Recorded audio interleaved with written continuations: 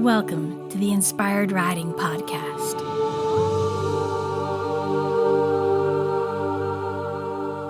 I'm your host, Beth Lauren Parrish. As a certified riding instructor, remote coach, and rapid transformational therapy practitioner, a powerful form of hypnotherapy, I'm here to remind you to slow down, trust your intuition, and really deeply listen to your horse. And this will make for the best co-creative dances possible, whether you're on the ground or connecting on their backs. Thank you so much for being here, and here we go. Hey there, Inspired Riders. In this podcast, I'm continuing the riding instructor interview series, and I'm so pleased to bring back Martin Arnold. Martin is a classical dressage trainer who began riding at the age of 14 and has now been training professionally for the better part of 20 years. During his career, Martin has earned his USDF bronze, silver, and gold medals, having completed successfully through the Grand Prix. Martin has also been a previous winner of the Region 9 Teaching Excellence Award, and he won the 2023 International Andalusian and Lusitano Horse Association Impact Award for his work with the Andalusian breed. Martin and his wife, Jenna, run their horse training business, Concordia Dressage, out of Austin, Texas. In addition to training horses and teaching lessons there, they also teach virtual lessons and travel to teach clinics. Martin is a coach for JJ Tate's online training academy, Team Tate Academy. And Martin also works with horses and riders at all levels of dressage. But he truly loves helping riders with horses that are considered non-traditional breeds for dressage, and helping riders overcome not just physical obstacles in their riding, but also the mental roadblocks that thwart so many of us as well. You can find Martin at concordiadressage.com and be sure to check the show notes for all of his info. I can't wait for this interview, and here we go. Martin, thank you so much for joining me on the podcast again. Thank you for having me, Beth. Really enjoyed it last time and looking forward to this time. Wonderful. Well, I know last time we talked a lot about confidence, and this time we're going to focus on supporting other riding instructors, because I really believe if you can help other riding instructors, it's going to elevate the horse world in general. I 100% agree. There is such a huge need for good instruction out there. Absolutely. So with that said, first question for you is, what do you love most about teaching? I love having the chance to serve, and it's on multiple different levels, right? So it's not just one, it's multidimensional. So serving the rider, of course, and helping them on their journey and whatever that may be, right? So you could be working with a really serious competitive rider that wants to do CDIs and big competitions, or it may just maybe a rider that all I want to do is enjoy their horse, which is amazing, right? And honoring that and whatever their path is. So it's a chance to serve the rider. It's also, of course, a chance to serve the horse, because by helping the rider to ride better, helping them with their position, giving them good gymnastic exercises to do with their horse, they're also making their horse's life better. And at the end of the day, really good dressage should be therapeutic for the horse, whether you go out and compete at Grand Prix, or again, you're just content training your horse at home. It should be therapeutic. So each riding lesson essentially then should have a therapeutic component for the horse, making them or making their life better, both physically and mentally.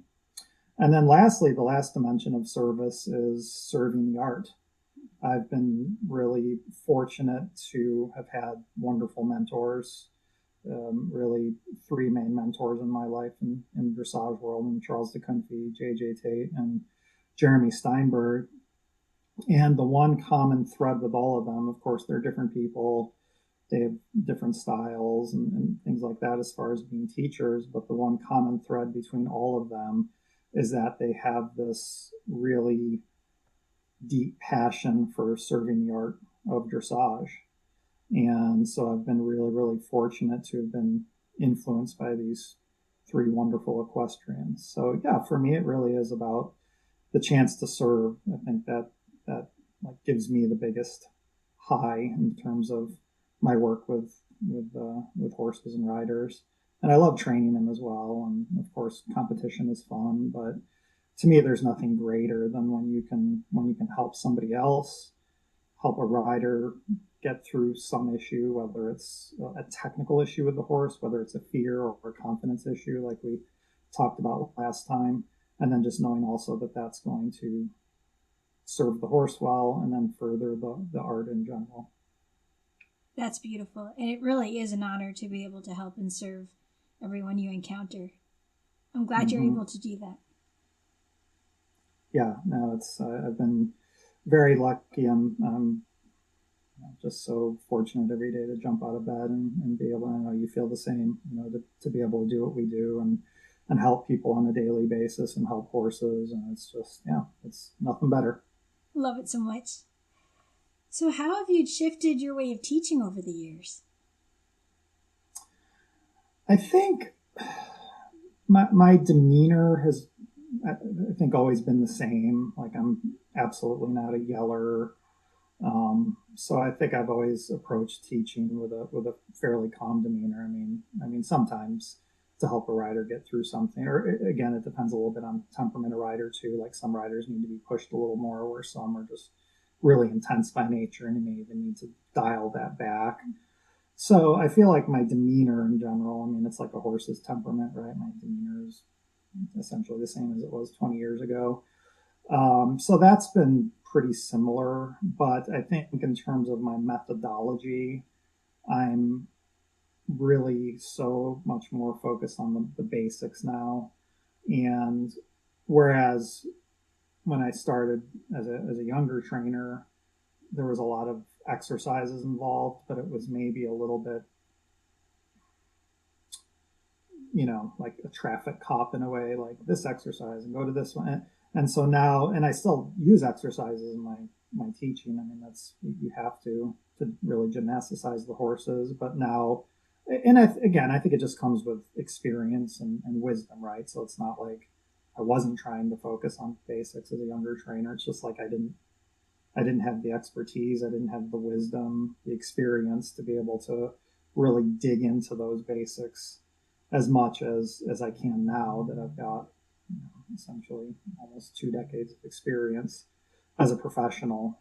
So I think, that's really evolved as I've gone on with my career. And kind of on that note, it's really interesting for me. I don't know if you feel the same, but like when I go back and reread books, like dressage books, it's so interesting now doing it, say 15 years later, when I've got more experience and now there's things in there that the author will talk about where it's like, okay, yeah, that totally, I can relate to that now because I've actually experienced that myself. Yeah, it's so good to revisit the basics, to revisit books that you've read already and get more out of it. I think it was Jillian, we were just talking in her podcast recently, where she said once you get the black belt, you go back to the beginning stage and you look at everything at a whole new level. So that's very similar. Yeah. No, it's so true. Like, it's like once you actually get a horse to the FEI levels, you finally actually get to understand, like, oh, this is why this is what everybody's talking about when they're like, really focus on the basics, because you get to the FEI and then you essentially, if you haven't been like developed a great foundation, then you have to go back and take a couple steps back to be able to ride the FEI work really, really well. Yeah, you don't want a leaky bucket. Yeah, exactly. No leaky buckets, no leaky boats. So Martin, how do you stay inspired? That's a great question because, here in Central Texas, you don't necessarily think of it as a dressage hotbed, right? As if you're in South Florida or out in LA or something like that. But I'm really fortunate that my wife Jenna and we run our business together. So of course we, as you would imagine, we talk a lot of horses.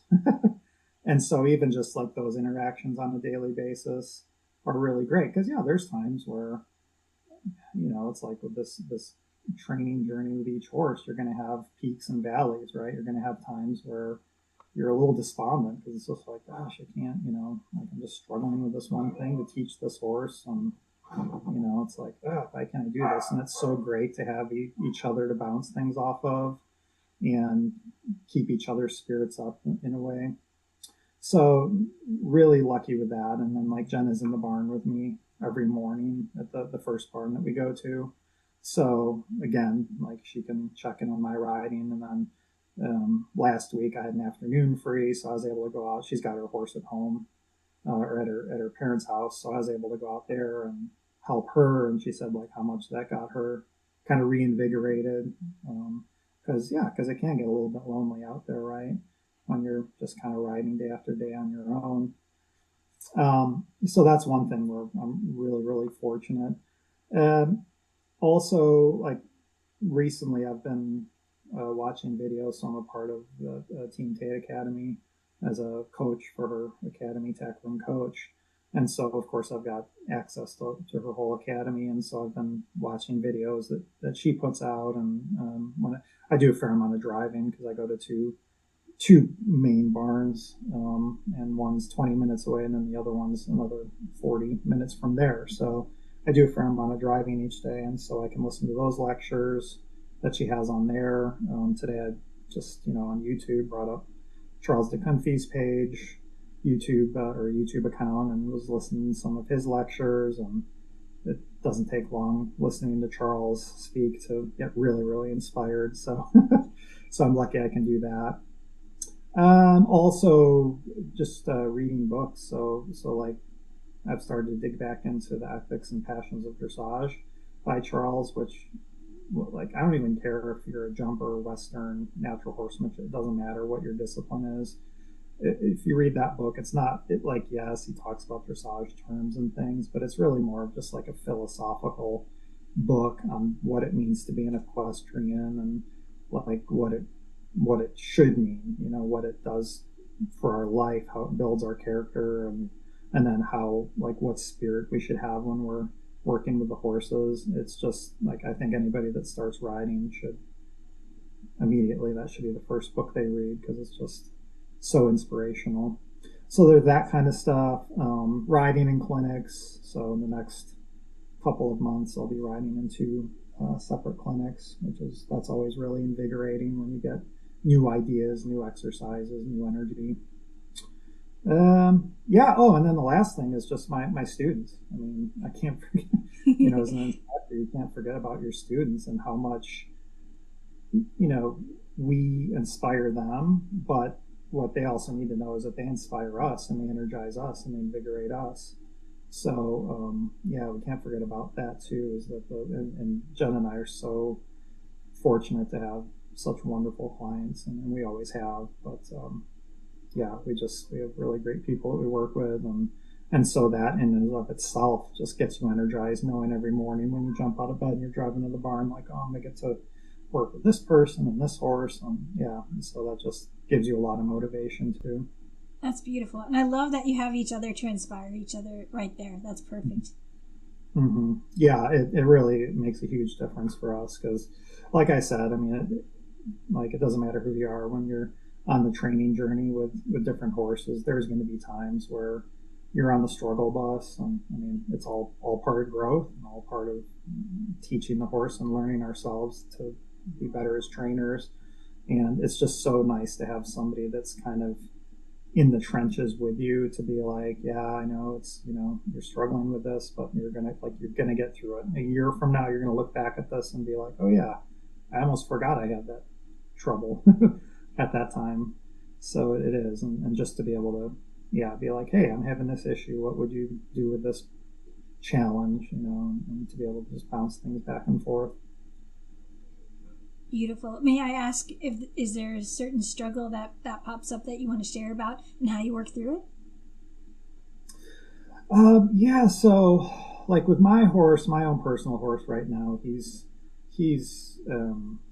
5 this year. So we're just kind of schooling second level, and knock on wood, everything's gone fairly smoothly. I'm taking him to like his first actual recognized show in a couple weekends. So So hopefully everything will continue to go smoothly there. But no, he's a great horse. So I've been really lucky so far that everything's been pretty straightforward with him. He's really not that complicated, real easy temperament. There's always challenges, things you want to make better, especially he's an Iberian warm blood, so like he's got a little bit of that Andalusian tendency to back off the contact. So I guess that's probably been the biggest thing with him, is just getting him through his back, and then alignment wise, definitely wants to pop that right shoulder out. So, but he's been pretty straightforward for Jenna. Her personal horse, he's schooling Grand Prix. So, and he's really basically got everything to do the Grand Prix except for the 110s. Okay. and for anybody that's trained the 110s, it can be such a roller coaster. And some horses, it's like pretty naturally easy, where you do the twos, the fours, the threes, and the twos, and then the ones take a little time, but they get them pretty quickly. But her horse is just really strong, really powerful, really hot, like such a good boy, like such a sweet horse, but he just overpowers himself because he's got such a strong hind leg. And so when I went out there last week to help her, we were just kind of playing around with the contact a little bit and kind of seeing what posture essentially is going to help him to stay back on his hind leg more, because essentially just like in the changes, he overpowers himself, and as soon as he starts to run off his hind leg and pushes weight into his chest, then the ones are done. So yeah, we were just kind of playing with his posture a little bit, and it's like, okay, I like because he tends to want to shelf his neck up a little bit in the changes and then push into his underneck. So we were just playing with making him just a tiny bit rounder coming in, and like the success that we had with that. So it's like, okay, we're going to kind of go with that for another month and kind of see where that leads us, and then come back and check in again. So very cool. Thank you for sharing that. Mm-hmm, absolutely. Yes. Yeah, even as professionals, like we go through those challenges as well. Dressage is hard. It is, but it really is worth it. Yeah, 100%. And what I found is like the things that you struggle with the most is like, well, it's where you learn the most, right? And then those are the things that like you really remember, right? Years from now, it's like, oh, I like remember this breakthrough I had with this horse. It was so difficult, but like that's the stuff that you learn the most, and just like really, really is so impactful. And then you can feel proud that you stuck with it. Mm-hmm. Yep. So good. What are your top teaching tips that you'd like to share to help elevate the horse world? So, yeah, I think, the thing that I always try to remember every day, not try to remember, I do remember, is that dressage and what we're trying to do with the horses should be physical therapy for them. Like that is the fundamental truth in it, is that good dressage should be therapeutic for the horse. And it doesn't matter, in some ways it's especially important, right? Like when you have a show coming up, because it's like you can start to like, this is one thing, is you talk about what I'd learned as a instructor. As a trainer, I've learned that when a show is coming up, I have to take the pressure off, and I have to double down on this idea that all my rides have to first and foremost be therapeutic for the horse. And if I don't get to practicing a certain movement or running through the whole test or what, like that doesn't matter. First and foremost is the idea that dressage is therapeutic. So that's something that I think is just so important for all instructors to understand, and like I said, especially important if you're working with riders that are competing, because it's easy to lose sight of that sometimes and just be like, all right, we got to get this movement perfect, and the judges going to want to see this here, and then we kind of forget about it. It's like, well, why are we doing this in the first place? Just in general, just be kind to the horses and riders. I know that kind of sounds like an obvious thing, but it just saddens me how many people have come to me and said that they've been, insulted or called names or, shouted at in an angry way, things like that. And So I think just like remembering that the horses and the riders are trying their best, and nobody learns from being insulted and being learned at. That's just very counteractive to creating an environment that's conducive to learning. And then, so that's for the rider. And of course, the same thing with the horse, right? That as soon as we start to get too intense with them and, or lose our temper with them, or learning's done. It's over, and everything that happens thereafter is just going to be counterproductive and harmful to the training in the long run, both physically and mentally. And the mental part, of course, is the worst part, because when you mentally damage a horse, it's sometimes irreparable. So yeah, just being kind to the horses and riders, being respectful. Now, it doesn't mean that you also shouldn't whitewash things, right? So you shouldn't just be like, oh, that looks all great, everything's perfect, when there's things that need to improve.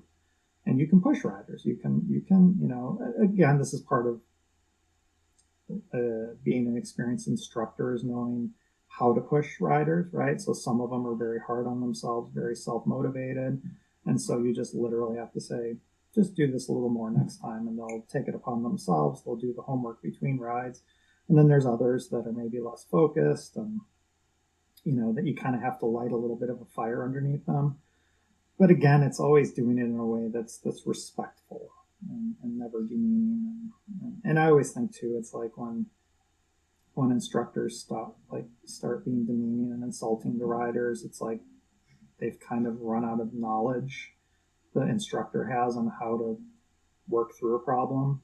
Just like riders that lose their temper and start beating up horses, like they do that because they've run out of knowledge of like how to solve a problem in a logical way. And so then emotion takes over, and like I said, then there's never going to be any learning from that point on.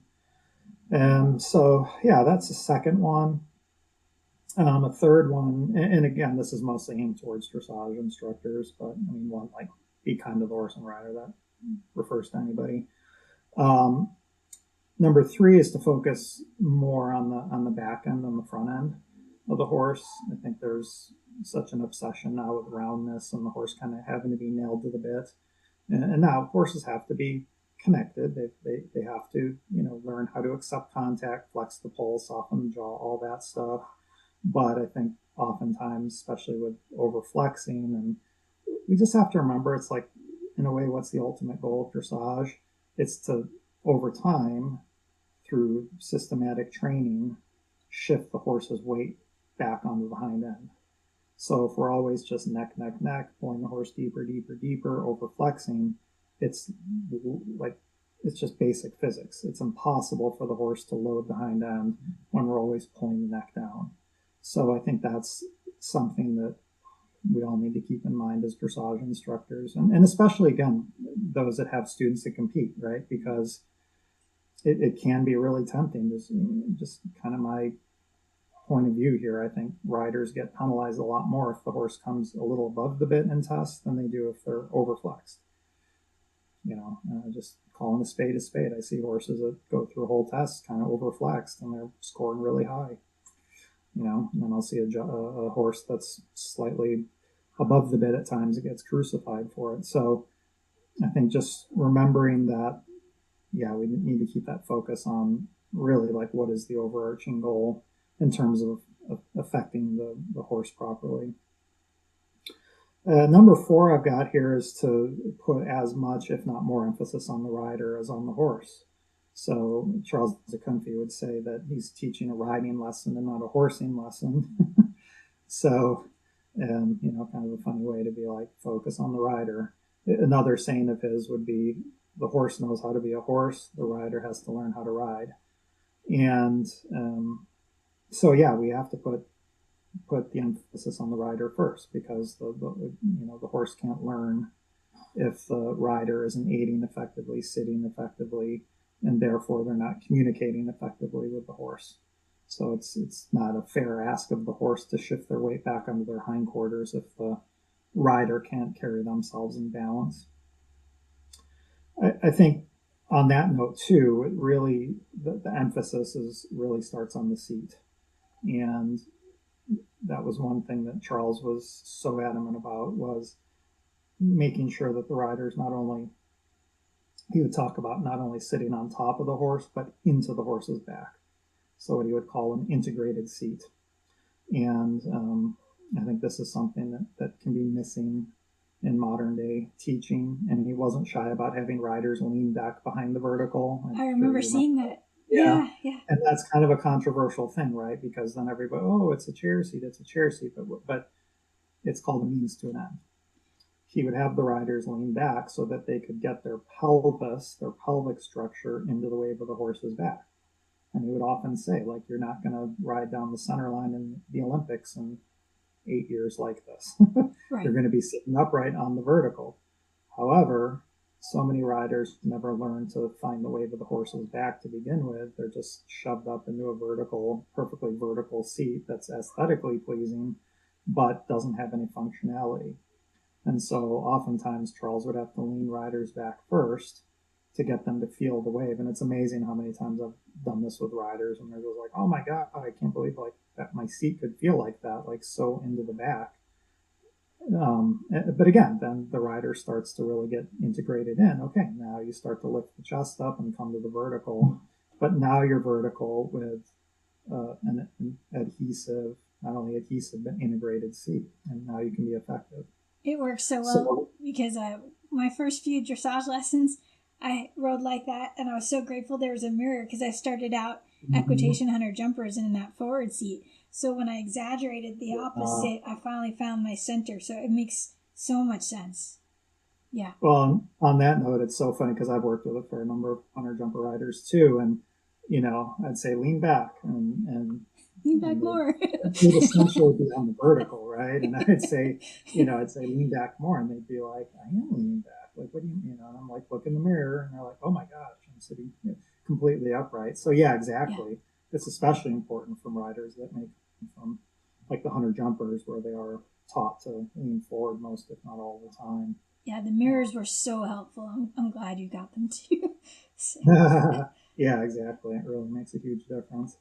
So that's another thing in terms of putting the emphasis on the rider, is also placing a hierarchy on what to fix, right? Because you may have a rider that their leg is a problem, their hands bounce, their seat bounces, they look down all the time, their left shoulder is collapsed down, whatever, any litany of problems. For me, it's like I look at that rider and I'm like, let's get that seat adhesive first. Then they'll start to let go of the hips and the legs. Then as the seat gets adhesive, they'll stop bouncing, so the hands will get quieter. Okay, then we can work on lifting that left shoulder up, or stretching the right one back and down. So it's prioritizing, finding that hierarchy. I think that's challenging in teaching, right? Because as an instructor, I know you probably go through the same thing, where it's like with both the rider and the horse, you'll see like, oh, there's like 6 things on each of them I want to fix. Right. You got to pick one at a time. Yeah, exactly. But you have to be able to, like, on the spot, create that priority list of like, okay, we got to go here first, then we got to go here. The interesting thing though, right, is like whether it's the rider position or like something struggling, that's a struggle with the horse, right, is that oftentimes there's one main issue, core problem, and then there's a bunch of symptoms that branch out from that one core problem. So as you get more experience, you start to figure out, okay, this is the core problem. Again, with the rider, oftentimes it's the seat.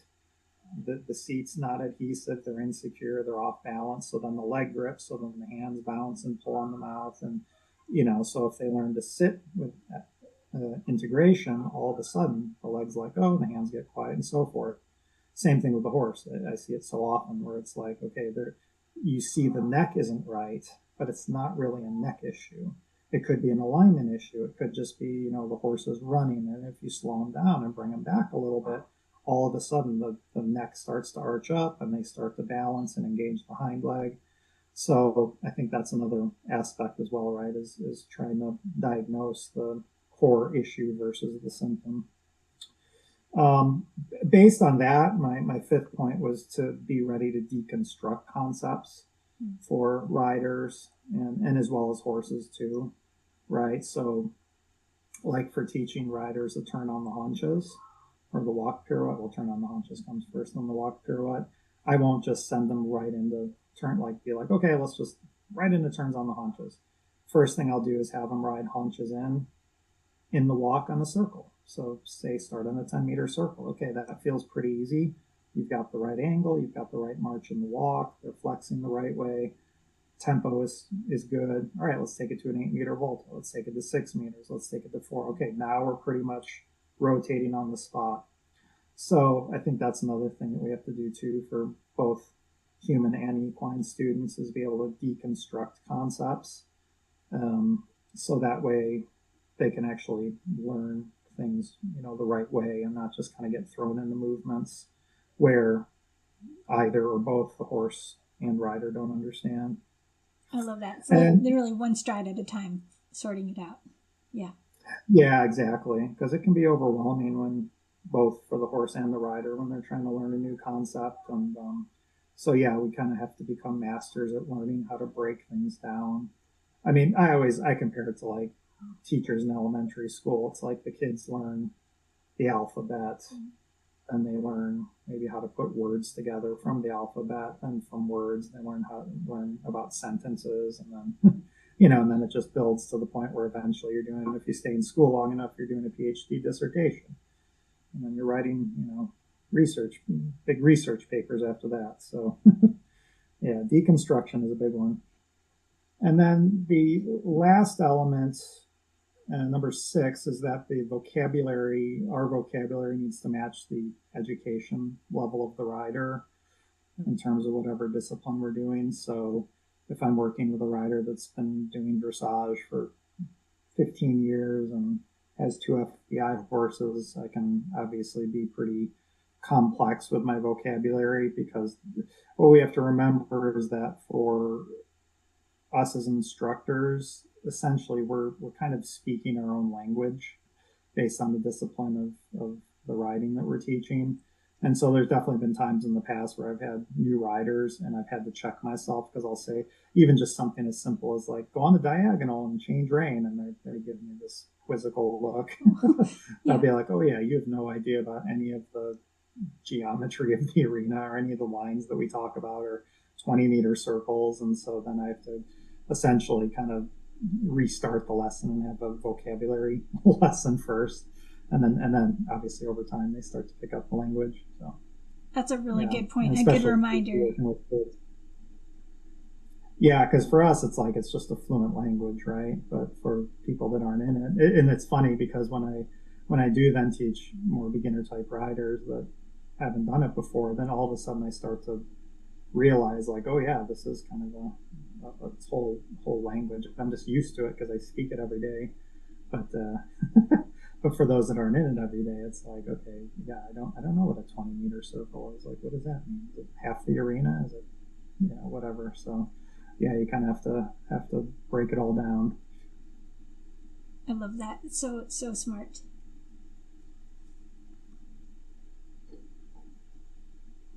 Do you have a story about a favorite lesson horse?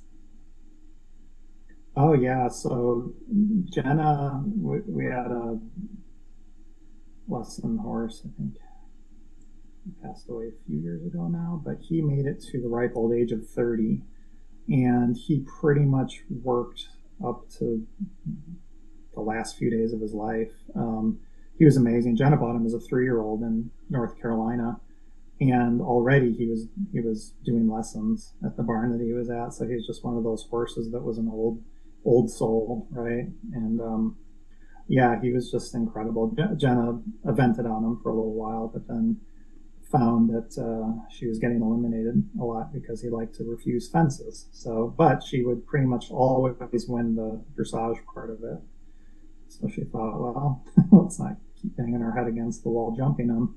Let's just go to dressage, and had some really good success with him at dressage. But then she ended up, she started a breeding program and then ended up buying a young horse, which eventually became the horse I got my gold medal on, and she got her bronze and silver on. So then she started to put more of her emphasis onto that horse, and then Abby became our trusted schoolmaster. And yeah, he was just a phenomenal horse.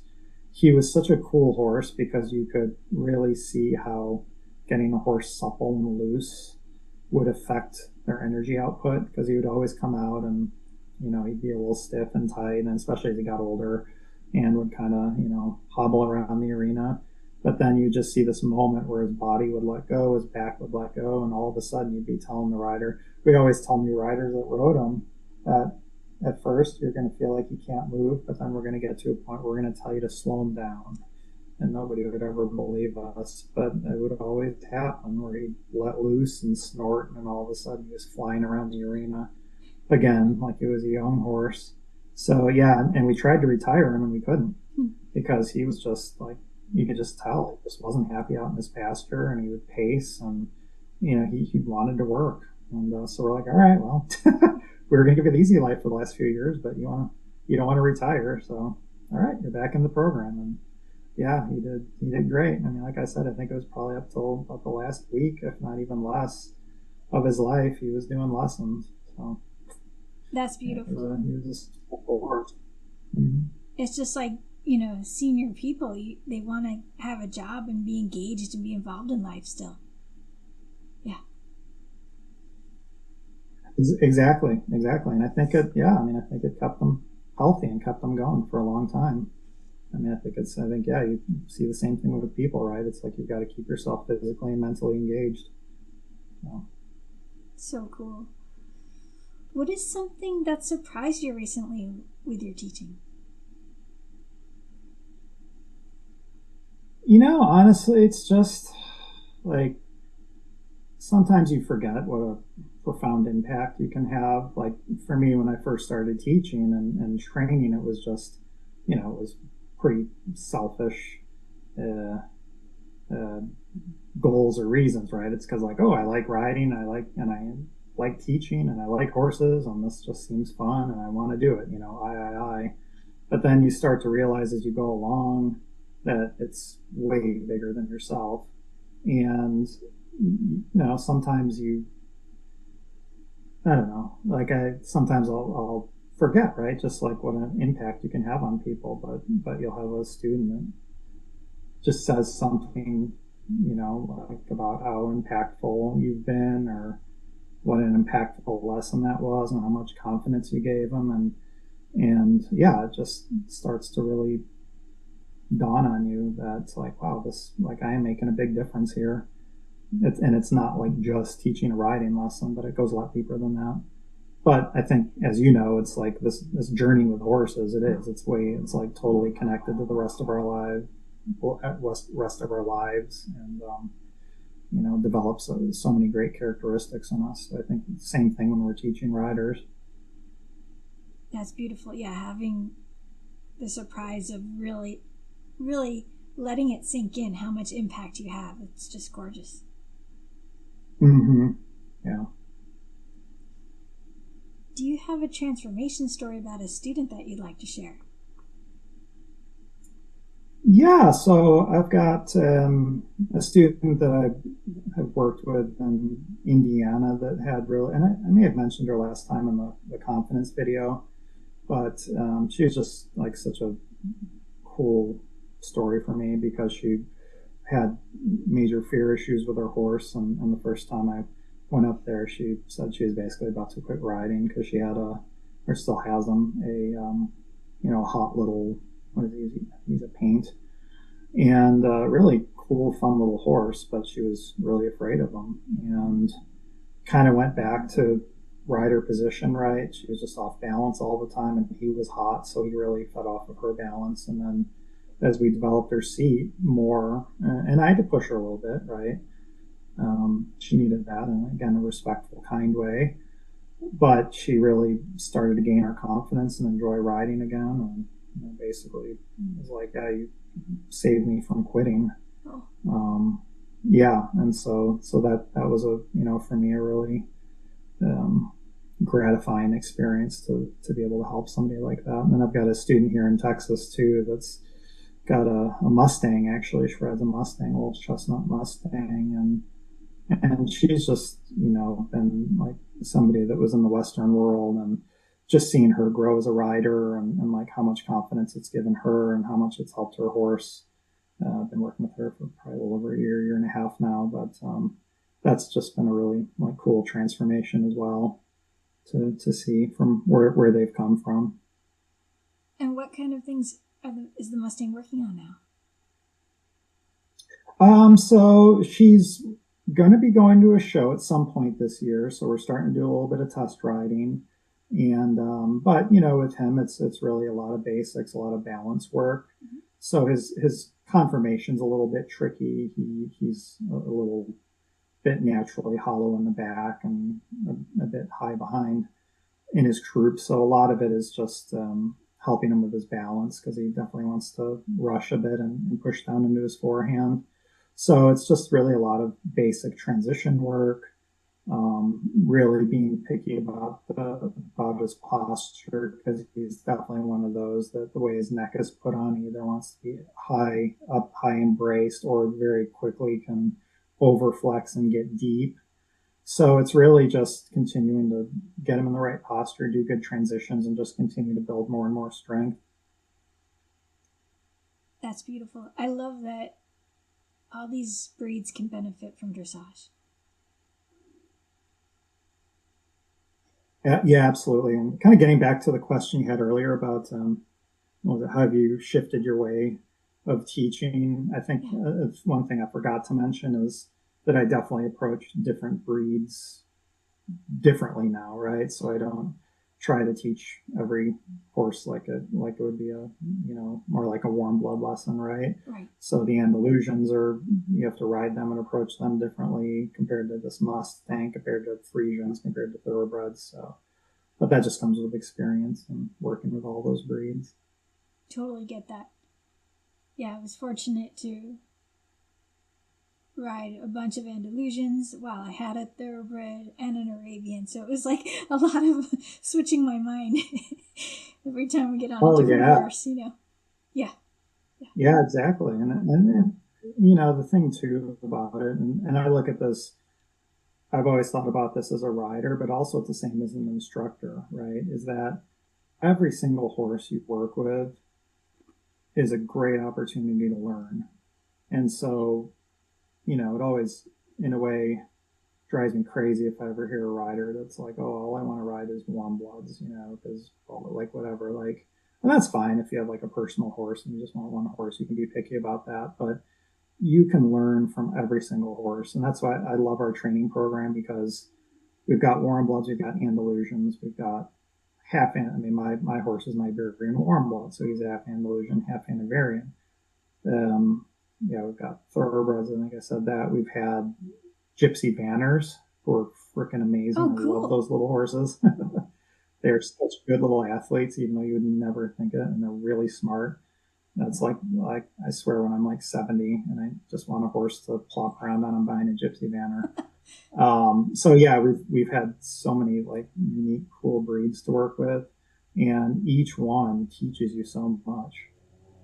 Yeah, I was so blessed as a kid. My riding school had 40 lesson horses, and during the summer they brought in an additional 60. So I pretty much rode a different horse almost every day growing up. So that was really neat. Yeah, that's so invaluable, that experience. Yeah, I tell people a lot, you know, it's good to have a horse to develop, so you learn the process of training, but then it's also, you really need to be able to get that on other types of horses so that you build your toolbox as a trainer. And same thing as an instructor. Yeah, totally. I know it would be a tricky thing because everyone has their private horses, but have you guys ever done like musical horses amongst your clients? We haven't, but that's actually a fantastic idea. Jenna and I today were just putting out a message to our clients about, hey, you know, what kind of like educational things, like events, because we've done like lectures for our clients and demos and stuff, but we're going to add that to the list. Cool. Well, let me know how it goes. I just think that would be so fun. Mm-hmm. No, it's a great suggestion, because it really is. I mean, again, just getting on other people's horses, other breeds and everything, it can be really eye-opening. We used to do that in a group lesson, like halfway through. Okay, everyone switch. It was really interesting. That's great. Yeah, well, I know they do that with the like college equestrian Oh, sure. events, like with the jumping, I'm pretty sure the teams ride each other's, like, the other team's horses. Yeah, you like pull a name out of a hat, from what I remember. They said. Yeah, exactly. Yeah. So yeah, you got to be able to figure them out pretty quick. Yeah, got to be pretty handy with your skills. So, if you could teach a master class to other instructors, what would be the topic and what would be some of the key points? For me, the most important thing, and I've kind of mentioned it before, but my course would be named Dressage as Therapy for the Horse. And so for me, that's like the thing that I'm the biggest on, and Charles was so much about that. So the first key point would be rider position, talking about proper rider position and what we look for, what are common faults, how do we fix those faults, how do we prioritize in terms of helping the rider with their position. Second key point would be about contact, because I think that's one of the most commonly misunderstood concepts in dressage. Like, what is good contact? How do we teach horses good contact? Again, getting back to different breeds. How do we approach different breeds with the contact? Because the warm blood is going to be a lot different than the Andalusian, is going to be different from the Frisian, is going to be different from the thoroughbred. But in some ways, you've got kind of the same goal. So you've got the same goal in terms of the contact. You want it to be light and elastic and lively, but getting there with each type of horse can be a little different path. And then lastly, the last key point, the third one would be lateral versus longitudinal exercises, and teaching instructors those different types of exercises, because it's very important to school horses and teach riders to ride in both those different dimensions to really gymnasticize the horses to their full potential. Really cool. I love this. Let's do it. Yeah. Yeah, sounds good to me. Awesome. Is there anything? Yeah, just out of all the time. You guys are super busy. Yeah. I get that. So I really appreciate your time. Is there anything you want to add that I haven't asked you yet?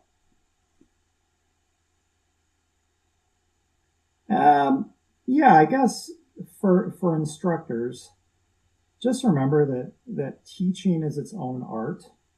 So, and this especially goes to young instructors, that you can have so much talent as a rider, you can have so much competition success, and be brilliant as a trainer or competition rider, but just also remember that teaching is its own art. And just because you're a great rider doesn't mean right off the bat you're going to be a great instructor. Doesn't mean you can't be a great instructor, but it's one of those things that you have to work at, and you're going to develop over time, and watch really good instruction, right? Go to clinics when they're really good clinicians, and learn from them, and look at how they deliver information and what their teaching methodology is. I mean, at the end of the day, we develop our own unique presentation of information and methodologies, but it also helps to draw from others. I mean, I know that when I teach, I have my unique style and delivery, but I'm also drawing a lot from JJ and from Jeremy and Charles, and when I'm teaching, I can hear all of them, and the way I say things or the exercises or whatever. It's like literally all three of them are in my teaching every single day. So yeah, teaching it, and it's hard. It's not easy. So be kind to yourself, because when you first start, it can be a little bit overwhelming. When, like I said, you've got a horse and rider that come in that, like, you can kind of see they've got like 5 things each that they need fixed. And it's like, well, where do I start? How do I go about it? So just keep showing up, keep doing it, keep remembering to be kind to the horse and rider. And, and not every lesson is going to be perfect, just like not every ride is perfect. But that's how we learn.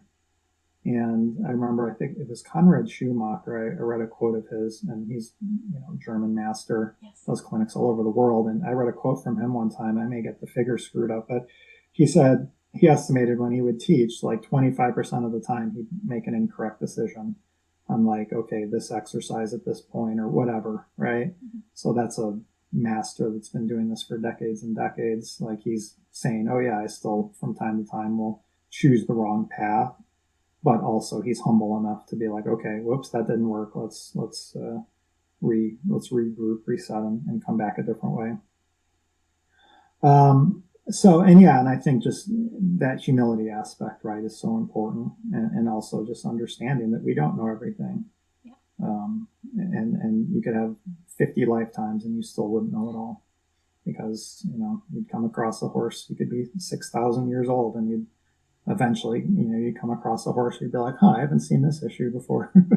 So also just remaining confident but humble is so important. And then for riders, I also just wanted to say to riders that, and coming back to a point I made before, that if your instructor doesn't treat you with respect, that, it's okay to move on.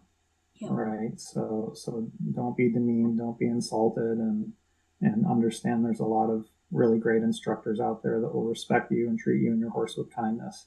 And so you don't have to, yes, they may know more than you, but you also don't have to, endure that for your sake and your horse's sake.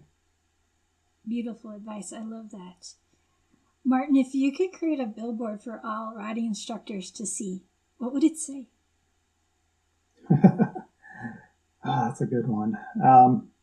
So let's see. Yeah, if I saw a billboard on the interstate, so it would say teach in the mindset of service. Mm-hmm. Teach in the mindset of service, and then underneath it would say service to the rider, service to the horse, and service to the art. Beautiful. I got chills from that. Yeah. So leave the ego at home. Yep. As hard as that can be sometimes. Well, Martin, this was absolutely wonderful. I so appreciate your time. How can people get a hold of you if they'd like to work with you, perhaps remotely or in your area?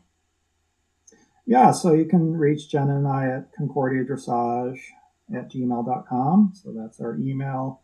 And then we're also both on Facebook. So we have our personal pages, but then we also have like our trainer pages. So Jenna's is Jenna Stern Arnold, dressage trainer. Mine's Martin Arnold, FEI dressage trainer. We're both FEI riders. I just made my thing different. But so we're both on Facebook as well. So you can find us there. So those are the two main ways. Oh, and then our website, concordiadressage.com. Excellent. Well, I'll put all those links in the show notes for everyone to take a look. Wonderful. Yeah, and we do virtual lessons. So, if you're in the Austin area, obviously you can work with us locally. But if you need help with your horse, Jenna and I are here to help, and we do virtual lessons. So with different sorts of formats, whether it's Pivo or Zoom or whatever. So. Oh, excellent. Yeah, I'm glad you're still taking more clients for that. Mm-hmm. Yeah. Yeah. No, that's one of those things where we want to be able to obviously help people locally, but I know there's also people out there that are located. Like I'm working with a rider that's in Boise, Idaho, and she lives up in the mountains of Idaho and doesn't have a whole lot of access to. There is one really, really good trainer in the area, but when she reached out, she was just too booked. So I love being able to help people like that because she's got young horses and doesn't have a ton of experience herself. So it's really gratifying to be able to help her with her youngsters. That's the best. I love how this technology is working for all of us. Agreed. So cool. Well, thank you again so much, Martin. And I really appreciate all your insights, and I know everyone else listening will too. Well, thank you again for having me on, Beth. I really, really appreciate it. You do a great job with the interviews and ask really thought-provoking questions, so it really makes it fun to be on here and do the interviews with you. You do a really wonderful job, and I really appreciate all the great content that you're putting out to the world. We need it. Thank you so much. I so appreciate that. You're most welcome. All right, everyone. Please do check out the show notes so you can learn more about Martin. And remember to lead with kindness for yourself and for your horse. Thank you again so much for listening. And if you're inspired, please do write a review. and may the horse be with you always.